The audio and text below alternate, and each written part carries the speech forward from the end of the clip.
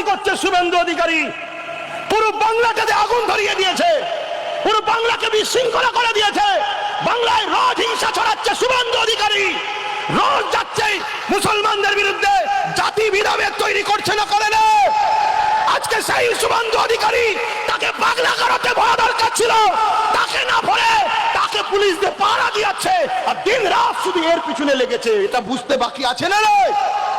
ওরা দুজন সেটিং এ কাজ করছে।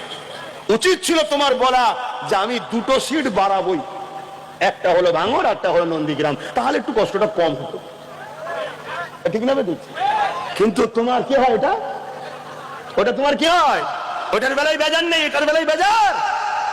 ইনশাআল্লাহ, ইনশাআল্লাহ, আল্লাহ আমাদের ভরসা, ঠিক না বেটি? আমি আর কথা বাড়াচ্ছি না, কারণ নামাজ পড়তে হবে। আবার কোথায় রাগের মাথায় আবার কাউকে জাহান্নামে ঢুকিয়ে দেবো, বিপদ হয়ে যাবে। কেন অনেক মুফতি সাহেব বেরিয়ে পড়বে জাহান্নামীদের ঘরে, জাহান্নাম থেকে বার করার জন্য। আমার তো ভয় হয় বার করতে গিয়ে মুফতি কিনা টেনে ঢুকিয়ে। কথা বুঝে আসছে না? তো যাই হোক, আগামী দিন কলকাতায় যেতে হবে, চেষ্টা চলছে কাগজ বার করার। যাওয়া হবে তো নাকি? যাওয়া হবে তো নাকি? ওয়াকাফকে বাঁচাবার স্বার্থে মাথা বাড়াতে হবে, ঠিক তো নাকি? অতএব ওয়াকাফের পক্ষে আন্দোলন হবে, ওয়াকাফ কালাকানুনের বিরুদ্ধে লড়াই হবে।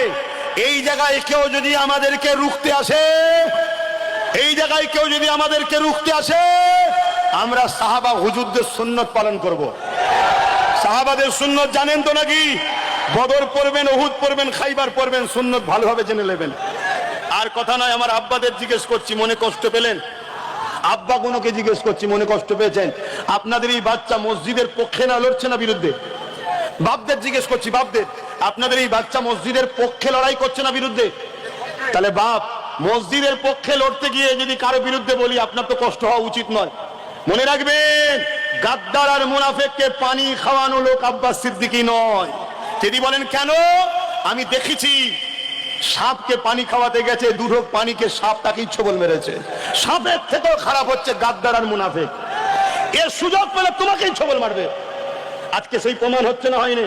বলো, তোমাদের এলাকার কোন এক মস্তান ওই গাদ্দার মুনাফিক থেকে এই এলাকায় ঢুকালো তোমাকে আমাকে সাইজ করবে বলে, সুযোগ যেই পেয়েছে ওকেই ছোবল মেরেছে না মারে না? একটা উদাহরণ দিলাম, একটা উদাহরণ দিলাম। আমি যেটা বলবো উদাহরণটা দিতে হবে, নাই বুঝবে কি করে? কেন গাদ্দার আর মুনাফিককে কখনো জায়গা দিতে নেই। তোমার এলাকার মস্তান যদি বুঝতে, এটা আমার ঘর, আমার ব্যাপার, আমি লড়ে নেবো, কমসে কম এখনো বাজারে থাকতিস, তুই কিছু করে খেতে পারতিস। কিন্তু তুই সাথ দিলি এক গাদ্দার মুনাফিক, খুনি, চরিত্রহীন, ডাকাত, সন্ত্রাসকে। আজকে তোকে ছোবল মেরেছে তো, এখনো যে কটা সাথ দিচ্ছ নবীর ঘরের